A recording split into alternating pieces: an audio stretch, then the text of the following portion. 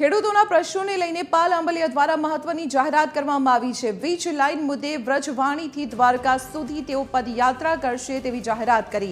જંત્રીના 4 ગણા ભાવ આપવા ખેડૂતોની માંગ છે। 26 જૂને દ્વારકાધીશને ધજા અર્પણ કરશે। કોંગ્રેસ નવી વીજ લાઇન પોલિસી માટે સરકાર સામે લડત ચલાવવાની પણ તેમણે જાહેરાત કરી। વીજ લાઇનોના પ્રશ્ને સખત અને સતત જ્યાં સુધી રાજ્ય સરકાર 2013 જમીન સંપાદનના કાયદા મુજબ માર્કેટ ભાવના 4 ગણું એ વાણિજ્ય જંત્રી મુજબ આપવાનું પોલિસી ન બનાવે ત્યાં સુધી લડવું છે। અમે ત્યારેય ઓપ્શન આપ્યા હતા સરકારને, અત્યારે આપીએ છીએ કે માર્કેટ ભાવના 4 ગણું વાણિજ્ય જંત્રી મુજબ અથવા માસિક ભાડું એક પોલ દીઠ 50,000 અથવા તો વન ટાઈમ સેટલમેન્ટ 2 કરોડ રૂપિયા ખેડૂતને આપવામાં આવે।